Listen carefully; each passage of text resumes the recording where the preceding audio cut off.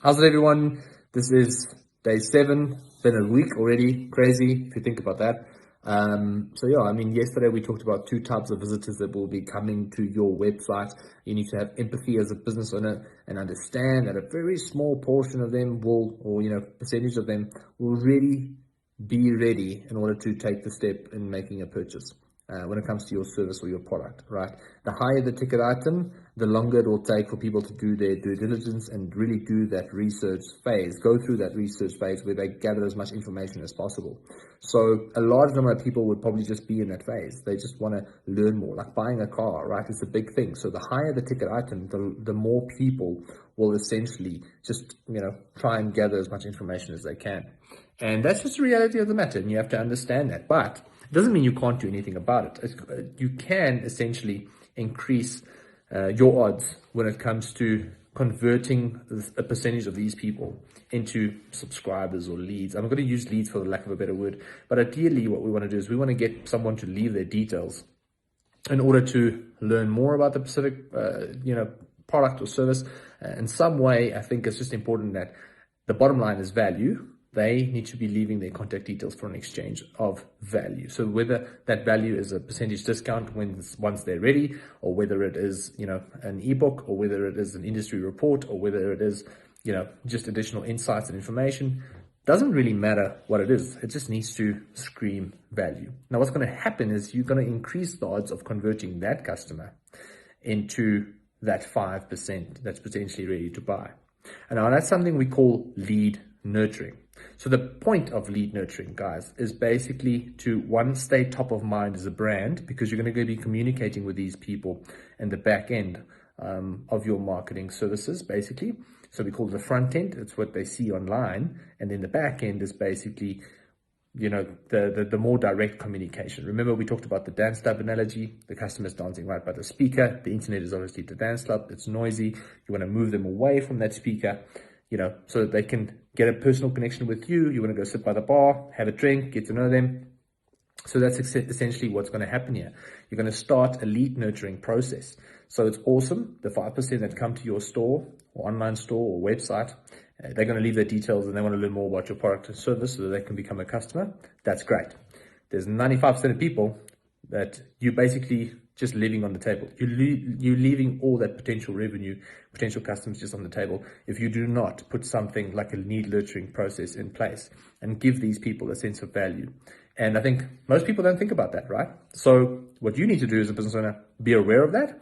And you then need to decide what is the main reason why people are leaving the site. What is the main reason that they come there for, and essentially bridge the two and find something of value that they can obviously download in exchange for, their email address or their contact number or whatever it may be. And you're going to use that contact number to start establishing, or that email address to start establishing a relationship with them. You're going to be emailing them the offer that they obviously requested for, or the value that they requested. But then essentially in a very passive way, you're going to keep communicating with them, obviously without bombarding them and giving them a bad experience. But you're just going to keep adding value to these customers, essentially. And what that's going to do is, one, it's going to establish you as a thought leader in your space. Two, it's going to help you stay top of mind so that once they're ready, they are going to think of you first. And three, I think mostly, which a lot of people underestimate, is that, you giving them all the information they need to make the right choice. And, if your product or service is the right choice, great.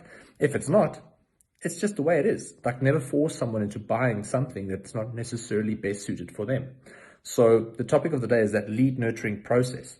You need to really think what value you can add to the customer. For example, if they are coming to your website and you are a health or a weight loss brand, you can essentially add value by giving them a free meal plan or a free workout, or download a free workout and sending them an email 2 days later. It's like, hey, look, we know that you downloaded a free workout. Here's a free meal plan. 2 or 3 emails later, by the way, there's like some supplements that you can use along with this meal plan that we think would work really well. And here's why: because the ingredients exist out of this and this and this, and this is how it all works together.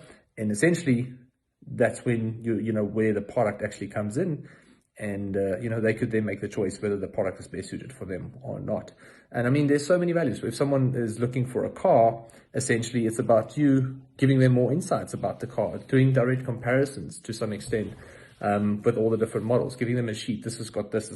Like, I find when I browse for cars, like, it's sometimes really difficult. There's so much information overload, right? So in essence, if you could download a sheet that just explains everything for you, I like that. And some companies do offer it, which is pretty cool, because then you can clearly see, like a quick scan, you can actually see what all the differences between all the different models. So, I mean, there's different types of value at the end of the day, and value in essence is just a word, and it's subjective to the perception of the user. But you need to find out what do they really want, what are they looking for, and how can you make it easier for them, and have them download that in exchange for the email address.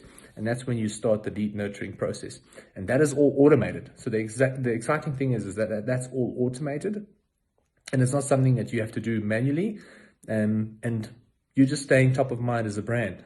You're basically just giving them value, and what happens is the moment they're ready, they're going to come to you for advice, or they're going to come to you to buy the product or the service. Not all of them, obviously. A big percentage of them will keep asking questions, and a small percentage will eventually convert into customers, but that small percentage you wouldn't have had if you didn't put these systems in place. So it's just a way to help you increase, your potential revenue. So lead nurturing, that is what it is, and that's essentially what you need to do for the 95% of people. Tomorrow we can talk about some ideas on exactly what you can put together for different types of industries. We can maybe talk about that, and we're going to run through, we're going to go deeper down this rabbit hole and explaining the whole lead generation process for all of you. So I hope there's some value in what we've been talking about.